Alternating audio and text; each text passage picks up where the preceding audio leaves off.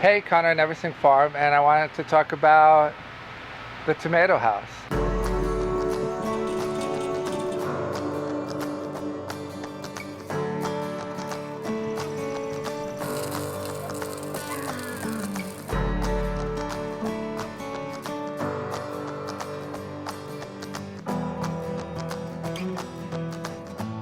It's May, mid-May, and I want to talk about the varieties and maybe answer some questions I normally get about tomato growing in my hoop house. I do one hoop house that's heated tomatoes, and this is it. I also do a late season, which is in one of the movable tunnels. It's not heated, just unheated movable tunnel. And so I'll start with the varieties. This is Big Dena. So this is a greenhouse slicing red beefsteak type. And it grows, nice, big, not too big. I find customers don't like them too big, but nice, big slicing tomatoes. It's probably 2 weeks away from really going off and ripening. The nice thing about Big Dena is, they're stout plants. They're producing lots of tomatoes up the plants. So you can see a big fruit cluster there, big fruit cluster here, fruit cluster, and as they go up, the clusters get bigger and bigger and bigger. As you go down here, we can see as they get even taller, you're gonna get like 12 beefsteak tomatoes at one fruit cluster, which is incredible.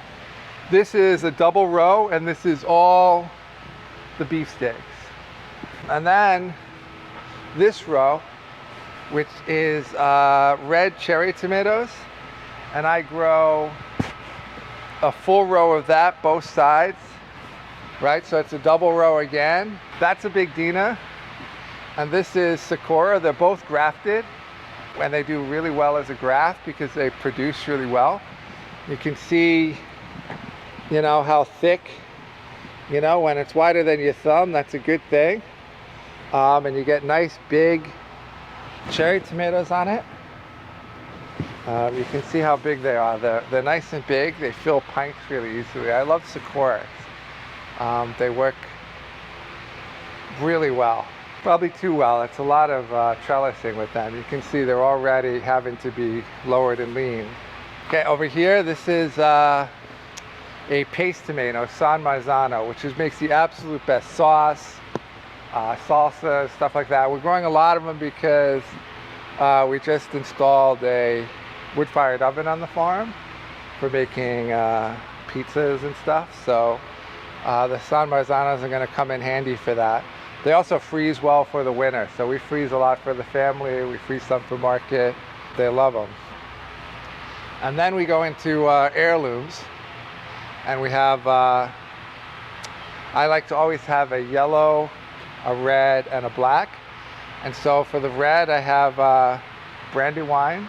I think it's a lot of people's favorite, and I think everybody's favorite is the Cherokee purple. I think that's the last row. I usually have to look at a tomato to figure it out. And then I have Margold, which is not quite an heirloom. It doesn't go true to type, but it produces an incredible amount of really delicious yellow heirloom type tomatoes. And I believe this is that row of them right here. And they've already started to produce, and they're produced really well. Some of the questions I get is, what do I do for mulch, and why don't I use plastic? Well, for mulch, I use just compost. So you can see here's compost we just keep putting down. And that'll go, I'll zip the ground first and then put a little fertilizer, zip it back up, and then cover with compost and repeat. Compost is really the best mulch because it doesn't get in the way of anything. It doesn't cause problems. It doesn't interfere with cultivation. Adds to the soil. Doesn't make a mess. So I use a lot of it.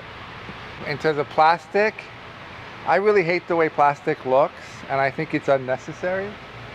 Once a house is weed free and has been maintained that way, we don't really have to weed it. It's very rare that we would have to come in here and weed or cultivate.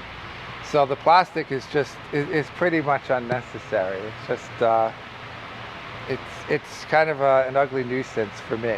It's not that I'm against it or anything. You know, if anyone wants to use it, I don't care. But for me, I just like the way it looks with soil and compost. I can also continue to amend. I don't have to lift up the plastic to do it. I can see what's going on. It just looks a lot nicer. But I get a lot of questions, do I heat or not? And I obviously do in this house. I'm in Zone 5A in New York.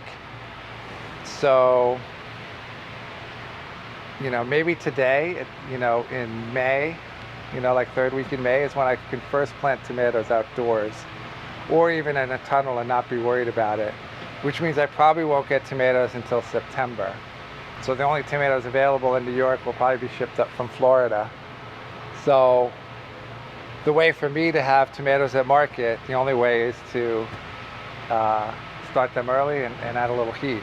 And I've been doing it for quite a while.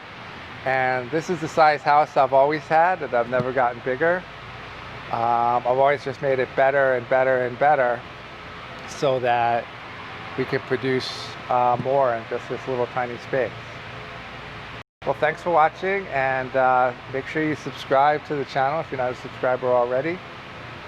And I'll see you next time.